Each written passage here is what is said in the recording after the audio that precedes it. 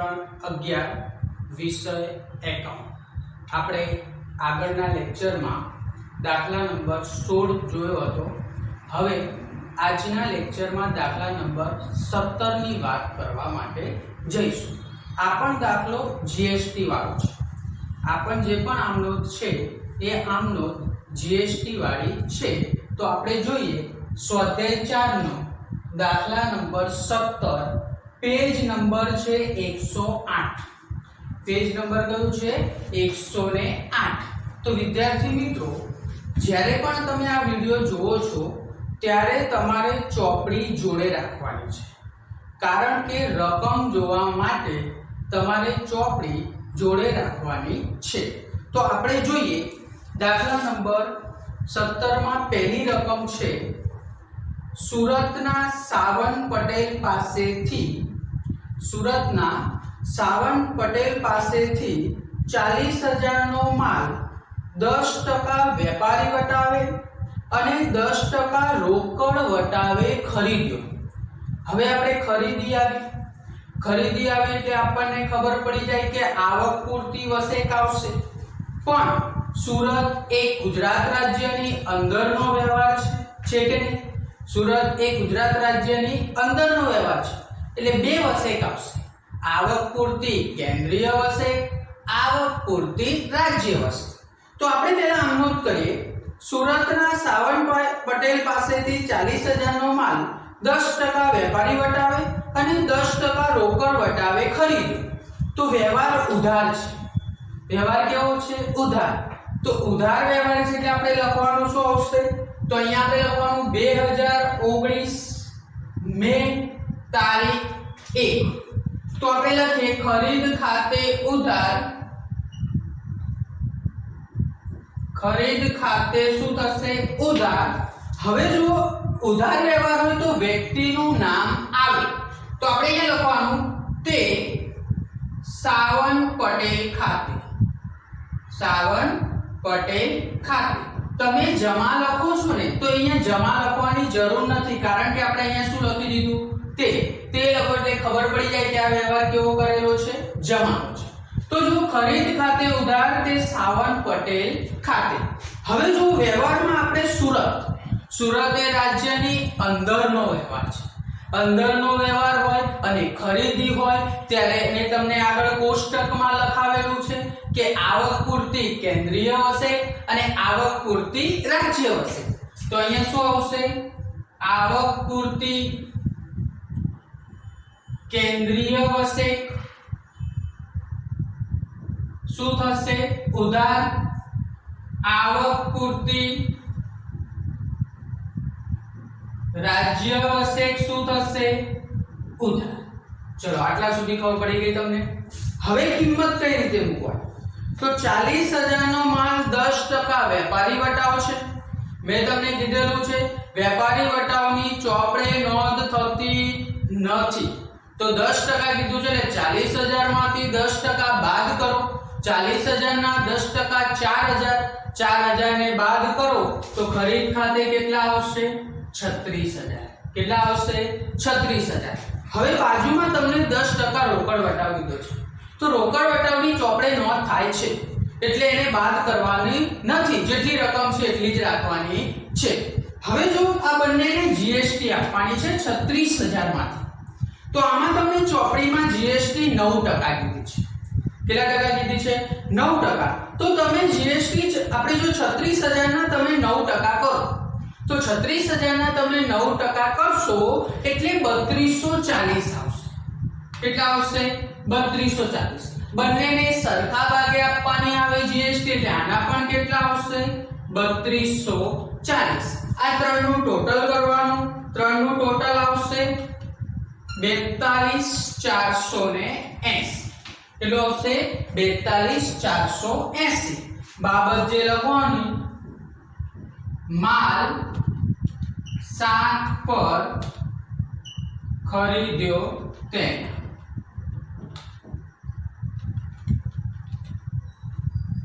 चलो पहला व्यवहार में खबर पड़ी गई। हवे જોઈએ બીજો વ્યવહાર છે, તારીખ છે 3।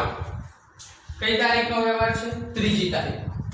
तो જોઈએ અમરાવતી એટલે મહારાષ્ટ્રમાં, અમરાવતી ક્યાં આવ્યું? મહારાષ્ટ્રમાં. મહારાષ્ટ્ર એટલે આપણને ખબર પડી ગઈ કે રાજ્યની બહારનો વ્યવહાર છે. હવે આપણે જોવાનું છે કે ખરીદી છે કે વેચાણ. જો ખરીદી હોય તો આવક પૂરતી સંકલિત વસેક આવશે. જો આવક પૂરતી સંકલિત વસેક ખરીદી હોય ત્યારે આવે, વેચાણ હોય તો શું આવે? જાવક પૂરતી સંકલિત વસેક. કારણ કે રાજ્યની બહારનો વ્યવહાર હોય તો સંકલિત આવે. તો એ બધી કોણ લેશે? કેન્દ્ર લેશે. તો જોઈએ, આયુષ શાહ પાસેથી 30,000 નો માલ 10% વેપારી વટાવે ખરીદ્યો. ખરીદી આવી અને રાજ્યની બહારનો વ્યવહાર છે એટલે આપણને ખબર પડી કે આવક પૂરતી શું આવશે? સંકલિત વસેક. ખરીદ્યો અને નાણાં ચેક થી ચૂકવ્યા છે એટલે વ્યવહાર રોકડ થઈ ગયો. વ્યવહાર કેવો થયો? રોકડ. ચેક થી ચૂકવ્યા એટલે રોકડ ગઈ છે. ચેક શબ્દ આવે એટલે આપણે લખવાનું શું? બેંક. શું લખવાનું? બેંક લખવાનું. હવે તમે ચૂકવો છો તો તમારી જોડેથી રોકડ જાય છે. જાય છે કે નહીં? તો ખરીદ ખાતે ઉધાર તે બેંક ખાતે. તો અહીંયા લખવાનું શું? ખરીદ ખાતે ઉધાર, ખરીદ ખાતે ઉધાર તે બેંક ખાતે, તે બેંક ખાતે. આપણે આગળ જોયું અમરાવતી એ રાજ્યની બહારનો વ્યવહાર છે. રાજ્યની બહારનો વ્યવહાર હોય તો એક જ વસેક આવશે. કઈ આવશે? આવક પૂરતી સંકલિત વસેક. આવક પૂરતી સંકલિત વસેક શું થશે? ઉધાર થશે. આ બંને વસેક ત્યારે જ જમા થાય જ્યારે માલ પરત થાય ત્યારે. તો આવક પૂરતી સંકલિત વસેક શું થઈ? ઉધાર થઈ. ખરીદ ખાતે ઉધાર, આવક પૂરતી સંકલિત વસેક ખાતે ઉધાર, તે શું કર્યું? બેંક ખાતે. હવે રકમ કેટલી લીધી છે જો? 30,000 નો માલ 10% વેપારી વટાવ. વેપારી વટાવ ચોપડે નોંધવામાં આવતો નથી એટલે એને શું કરવાનું? બાદ કરવાનું. 30,000 ના 10% 3,000. 3,000 બાદ કરો એટલે કેટલા આવશે? 27,000. તો ખરીદ ખાતે કેટલા થશે? 27,000. હવે 27,000 સંકલિત વસેક છે 18%. બધી કેન્દ્રને મળે તો 27,000 છે ને 18% કરો તો 18% કરો એટલે તમારા આવશે 48,60. 4,860. તો કેટલા આવશે? 4,860. આ બંનેનું ટોટલ મારીને 12 લખો એટલે 31,860. કેટલી આવશે? 31,860. તો બાબત જે માલ રોકડ પર ખરીદ્યો તેના, કારણ કે વ્યવહાર કેવો હતો? રોકડ હતો. તો આ કઈ તારીખનો વ્યવહાર હતો? 3જી તારીખનો. હવે આપણે જોઈએ આગળ 5મી તારીખનો વ્યવહાર છે. હવે કઈ તારીખનો વ્યવહાર આવશે? 5 તારીખનો વ્યવહાર. અમદાવાદના અંશ અવસ્થીને 50,000 નો માલ 10% વેપારી વટાવે વેચ્યો છે. વેચાણ આવે એટલે તમને ખબર પડી જાય કે જાવક પૂરતી વસેક આવશે અને અમદાવાદ કીધું છે એટલે રાજ્યની અંદરનો વ્યવહાર છે એટલે કેન્દ્ર અને રાજ્ય બંનેની વસેક આવશે. કઈ? તો જાવક પૂરતી કેન્દ્રીય વસેક અને જાવક પૂરતી રાજ્ય વસેક. તો જો અમદાવાદના અંશ અવસ્થીને 50,000 નો માલ 10% વેપારી વટાવે વેચ્યો. અડધી રકમ ચેક થી મળી છે. અડધો વ્યવહાર રોકડ છે અને અડધો ઉધાર છે. ચલો, અડધી રકમ ચેક થી મળી એટલે તમારી જોડે ચેક આવે છે. ચેક આવે છે કે આપણે લખી દઈએ કે બેંક ખાતે ઉધાર. બેંક ખાતે ઉધાર. ચલો, અડધી રકમ મળી. આપણે વેચાણ શું થશે? જમા. તો તે વેચાણ ખાતે જમા, કારણ કે માલ વેચ્યો છે એટલે. ચલો, આ તો અડધી રકમનું થયું. તો નામ છે ઉધાર વ્યવહારમાં વ્યક્તિનું નામ આવે તો અંશ અવસ્થી છે ને. તો અડધો વ્યવહાર ઉધાર છે ને અડધો રોકડ છે કારણ કે અડધી રકમ જ ચૂકવી છે. તો આપણે અહીંયા શું લખવાનું? અંશ ખાતે ઉધાર. અંશ ખાતે ઉધાર. હવે જુઓ અમદાવાદ એ રાજ્યની અંદરનો વ્યવહાર છે તો બે વસેક આવશે. તો તે જાવક પૂરતી કેન્દ્રીય વસેક, તે જાવક પૂરતી રાજ્ય વસેક. શું થશે? જમા થશે. હવે આપણે રકમ લખીએ. તો જુઓ 50,000 નો માલ 10% વેપારી વટાવ. તો વેપારી વટાવ બાદ કર દો તો 50,000 માંથી 5,000 બાદ કર દો તો વેચાણ કેટલું આવશે? 45,000. જો ખરીદીનો વ્યવહાર હોય તો અહીંયા ખરીદ ખાતામાં લખવાની, રકમ ત્યાંથી વસે કરવાની. વેચાણ હોય તો અહીંયાથી રકમ લખવાની. તો 45,000.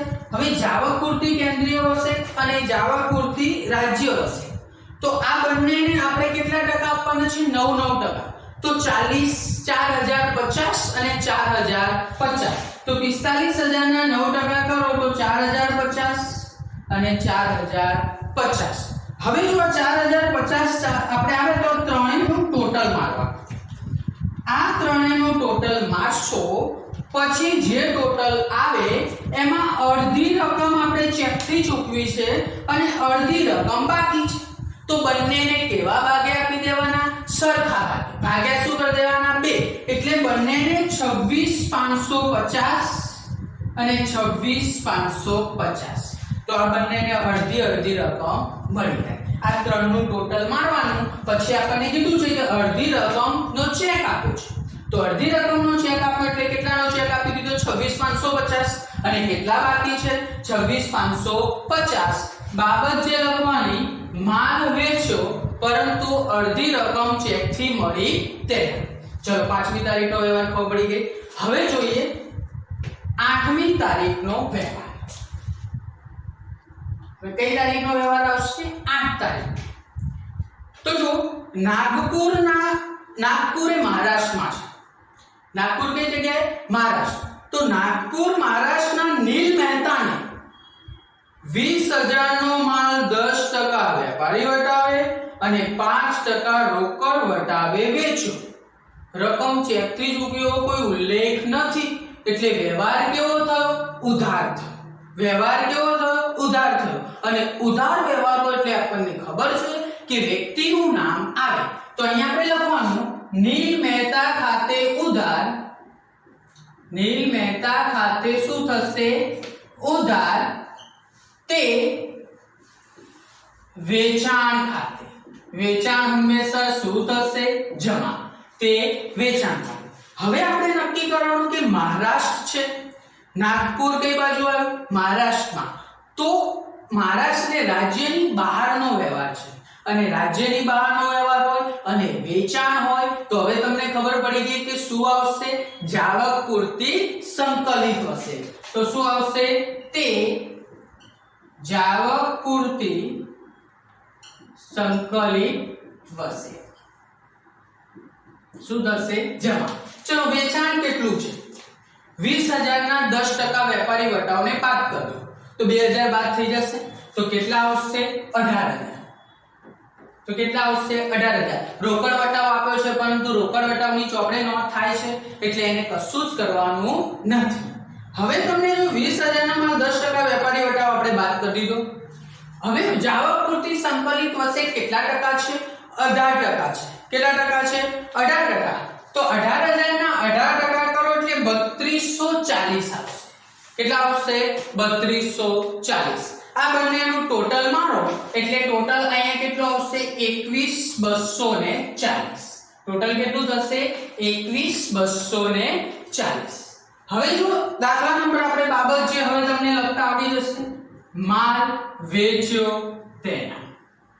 બાબત જે એટલે ટૂંકી સમજૂતી થાય. તમને કોઈ પૂછે કે બાબત જે એટલે શું થાય તો જે રકમ આપી છે ને એની ટૂંકી સમજૂતી લખવાની.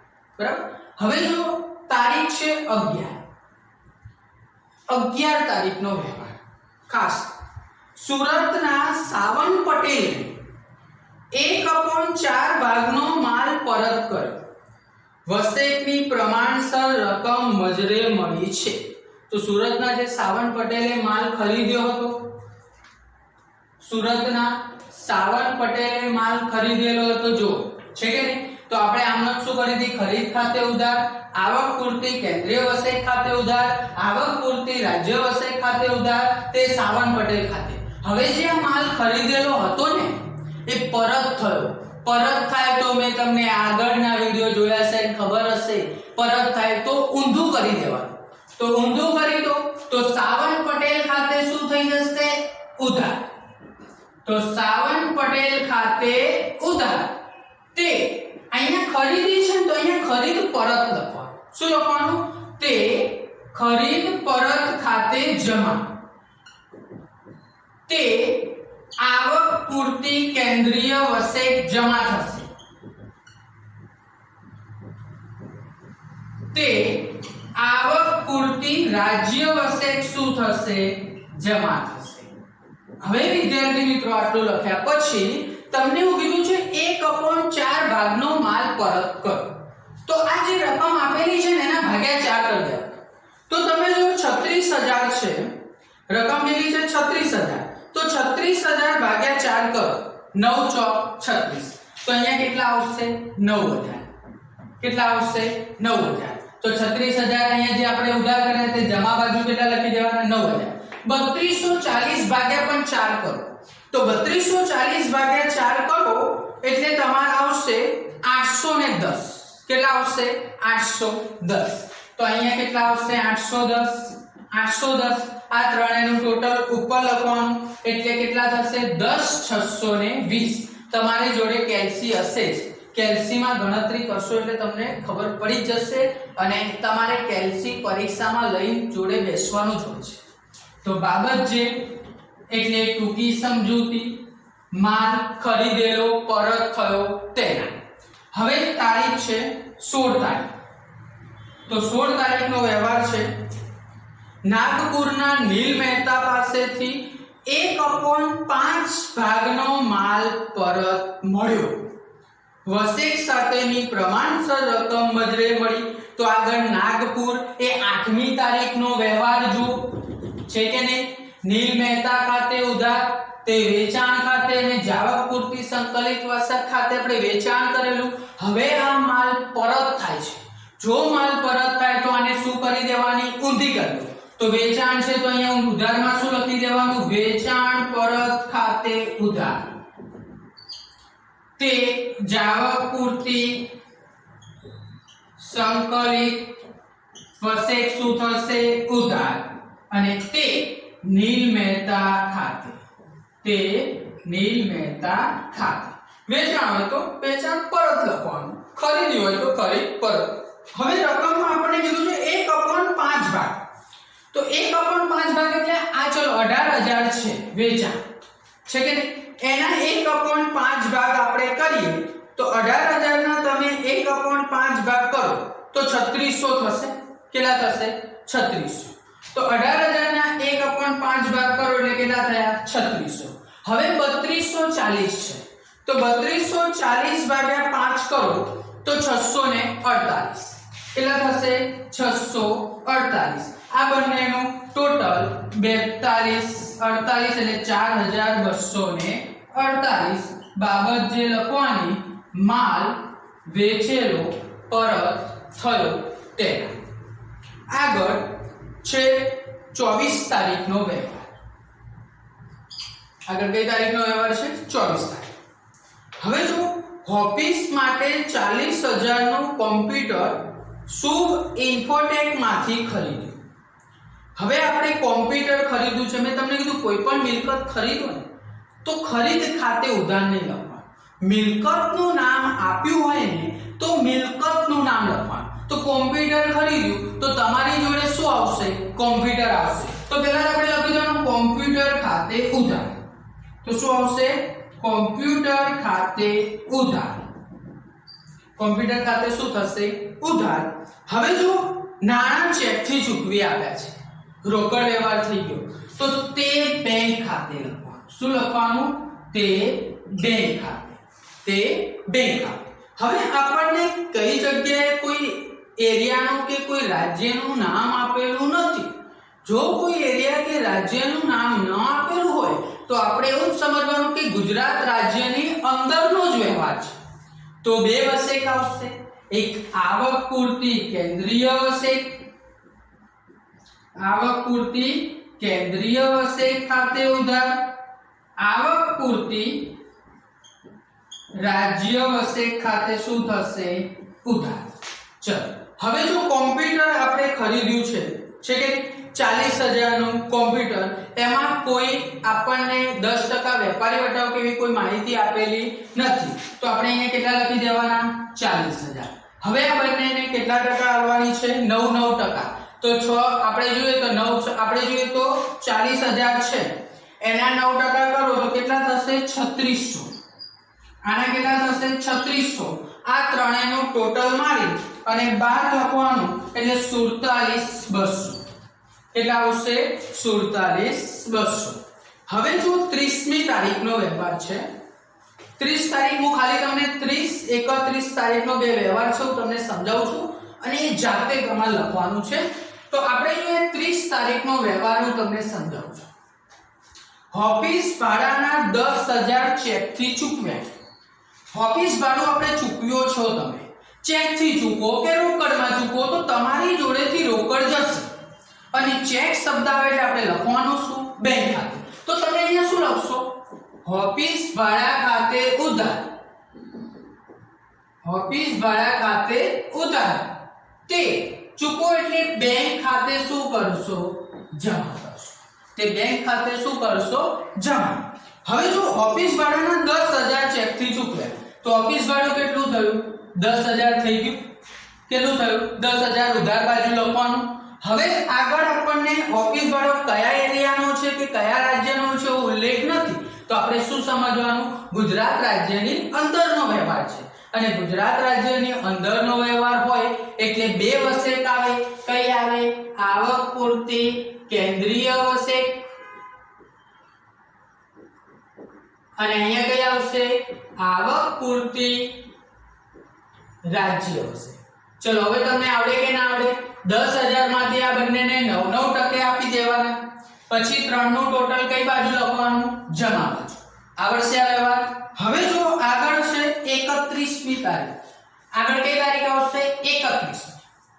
તો ગોડાઉન ભાડાના આપણે જોઈએ 20,000 ચેકથી મળ્યા છે. ગોડાઉન ભાડાના 20,000 ચેકથી મળ્યા. હવે આ વસેક આપણે જોઈએ ને તો સેવા કહેવાય. ગોડાઉન ભાડું ઓફિસ આ બધું છે ને સેવા કહેવાય અને સેવાના મળ્યા છે તો આપણને મળ્યા એટલે આપણી જોડે બેંક ખાતે ઉધાર. તો શું કરવાનું બેંક ખાતે ઉધાર તે ગોડાઉન ભાડા ખાતે. તે ગોડાઉન ભાડા ખાતે શું થશે જમા થશે. હવે મળ્યા છે એટલે આપણને ખબર પડી જાય ઉપજ થઈ અને ઉપજ થાય એટલે જાવેક વસેક આવશે. શું આવશે જાવક. તો અહીંયા લખવાનું તે જાવક પૂરતી કેન્દ્રીય વસેક ખાતે ઉધાર તે જાવક પૂરતી રાજ્ય વસેક ખાતે શું થશે જમા થશે. તો આ બંને વસેક શું થઈ ગઈ જમા થઈ ગઈ. કેમ કારણ કે મળ્યા છે. જો ખર્ચ થાય તો આવક પૂરતી આવે, પરંતુ મળ્યા છે ગોડાઉન ભાડાનો તો આ સેવા દર છે. તો તમારી ચોપડીમાં સેવા દર 2.5% અને 2.5% આપેલો હોય તો તમારે બેંક ખાતે તમને કેટલા મળ્યા હતા તો ગોડાઉન ભાડું ચેકથી મળ્યા 20,000. કેટલા મળ્યા હતા 20,000 અહીંયા લખવાનું ગોડાઉન ભાડા ખાતે. તો જે 20,000 મળ્યા એમાં આના 2.5% કરવાના. જે પણ સેવા હોય ઓફિસ ભાડું હોય મજૂરી હોય પગાર હોય ઓફિસ ભાડા હોય તો આ બધું છે ને સેવામાં આવે. તો એને 9% જીએસટી નહીં, તમને ચોપડીમાં બાજુમાં સેવા પર જીએસટી આપેલી છે તો આમાં 2.5% લેવાની.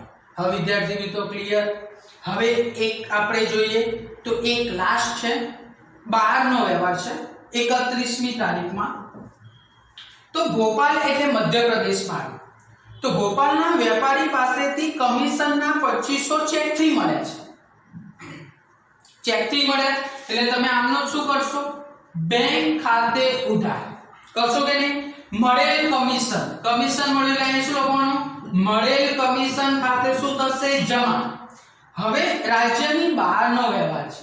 રાજ્યની બહારનો વ્યવહાર હોય તો એક જ વસેક આવે સંકલિત, પરંતુ મળ્યા શબ્દ છે એટલે શું આવશે જાવક પૂરતી સંકલિત વસેક. શું આવશે જાવક પૂરતી સંકલિત વસેક. તો કેટલા છે 25,000. તો 25,000 ના 5% કરવાના કારણ કે તમને અહીંયા સેવા પર કેટલા ટકા કીધું છે 5%. તો 5% કરશો એટલે અહીંયા તમને રકમ મળશે અને આ બંનેનું ટોટલ અહીંયા લખવાનું. તો આ 3 તમારે જાતે કરવાના છે અને ના ખબર પડે તો ફોન કરીને પૂછી લો.